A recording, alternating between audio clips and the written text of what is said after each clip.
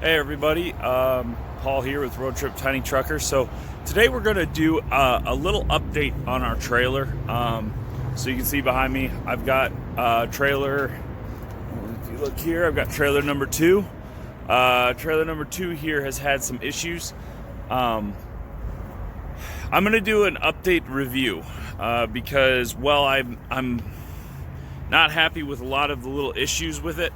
I do want to talk to you guys and walk you through a few things on this trailer. So let's go through an updated review of my Load Trail trailers. I'm going to tell you some issues I've had, and some you'll notice I'm actually wearing a Load Trail hat. I went out to Load Trail and talked to them a couple days ago. So let's go ahead and, sorry about been on the road a little bit, and I always get a little scruffy when I'm on the road. Time for a shave. So let's go through it real quick.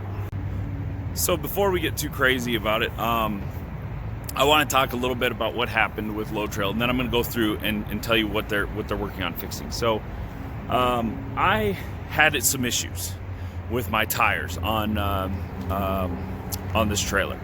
I ran super singles, and I'm going to show you in a little bit the problem and what Load Trail did to fix it. What I want to point out today is that one thing stuck out to me, what Load Trail said, and they said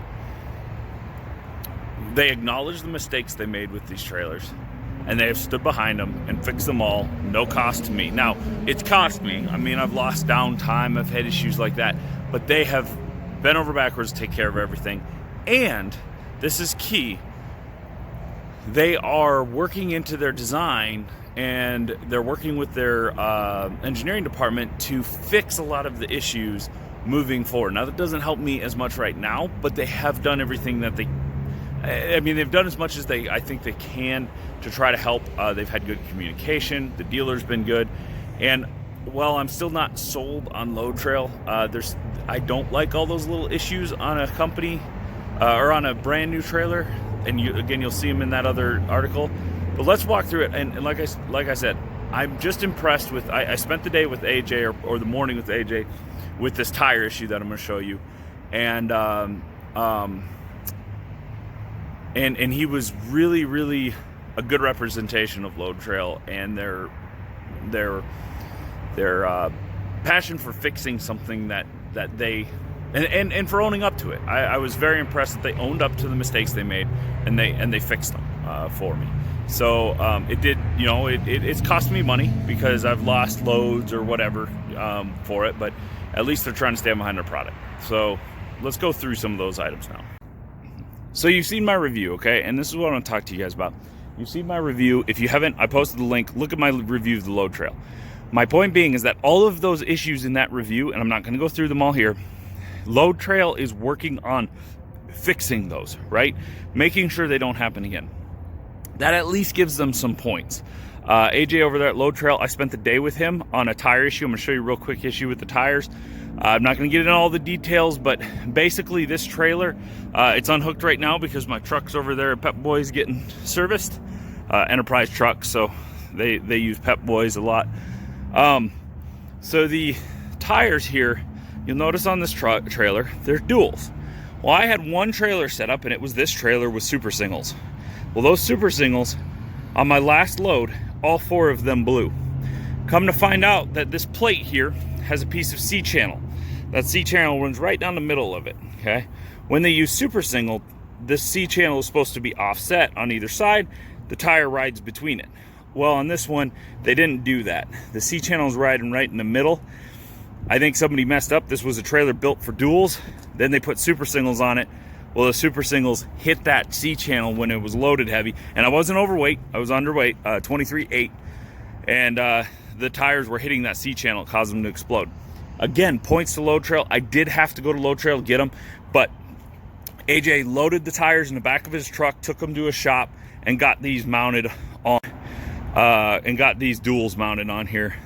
Gave me 9 free new tires and wheels and covered the issue. I mean, that's standing behind your product and owning up to your mistakes. And they owned up to it. They didn't try to say, oh, well, we'll take care of it even though we don't think. No, they understood immediately when they looked under there.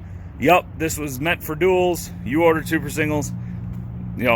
it made more sense for me just to have them put duals on it, and then move on. I had a load on the trailer actually at the time too, and they did.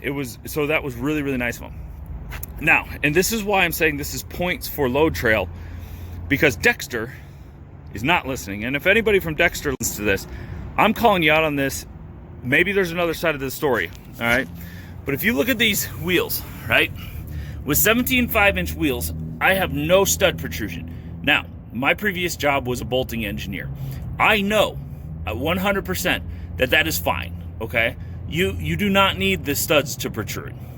However, Jim, the DOT officer, may not see things the same way, because any threads that are beyond that bolt sticking out are not being utilized. The only reason to have threads protruding is for inspection purposes, to be able to know that you're not that you're not loosening up, or that studs aren't coming off. Mechanically, there is no problem with these being flush. However, it would be but like I said, it could be an issue with DOT. DOT may not see things that way. And Dexter just refuses to put a slightly longer stud on these axles so that they don't have this issue. It seems like a simple fix, but they won't do it. The other thing, and this one really bugs me, you see nothing but problems with these caps. Now, I'm going to run these caps for 2 years until the warranty is up on them. Once the warranty's up, I'm switching them all to maybe Velcro. I've seen a bunch of ads for them. I haven't really talked to them, but I want to talk to them. We've already had one fail. We actually just had a plug just fly out of the stupid thing. Had to get a new, it didn't fail. We caught it on an inspection and we got a new plug. So we didn't ruin anything, but it could have been bad. These two items with Dexter axles could be simple fixes. I feel like they'd be very, very simple fixes that they could do. Everybody has problems with these plastic cheapo caps, and I have not. I've only had the one issue with the plug, but the rest of it, we inspect them every day and everything. But again, my point being that Load Trail as a company at least is standing behind their mistakes, or even like poor designs, and they're trying to fix them. It sounds like Dexter's basically saying, and again, if maybe Dexter doesn't know this, but it sounds to me like Dexter's basically saying, that's the way it is, sorry, deal with it. And if I can tell you, I'm not going to be a very happy camper if DOT gives me a violation. I'm going to fight it, but I'm going to call up Dexter, and they better be willing to fight that behind me, because that's ridiculous. Those should fit. That guy's cool. So again, watch my other video for all the little nitpicky things I picked out that I think should be correct with a new trailer. And I'm telling you, Load Trail is trying to fix them. So we'll keep this video a little shorter, but my point being, Load Trail scored some points back in my book with the way they've been bending over backwards. They gave me a pretty sweet hat. Load Trail's won some points back in my book for this, for the way they've handled these issues. Blowing those 4 tires, they took care of all. They're reimbursing me for all of the roadside, the tires I had to buy. They gave me these tires. They paid for a shop to put them on. They have, sorry guys, I didn't mean to do that to you. Yeah, so they're taking care of all this stuff for me. Yeah, they bent over backwards. They stood behind their product, and they stood behind their mistakes. They made mistakes. They owned up to those mistakes. They took care of them. Does that mean I'm going to buy more Load Trails in the future? I don't know. I mean, I hear a lot of people say, oh, you're going to have those kind of issues with any trailer. I don't know. There was a lot of problems I didn't like about it, but I am nitpicky. I mean, I'm at the point where you guys know, I've showed you pictures, and I'll do a review of it. I have an Appway system that actually tells me how much weight's sitting on these axles. I'm also working with Load Trail actually is looking at a tire pressure monitoring system. Once they come out with it, we're putting that on these trailers too.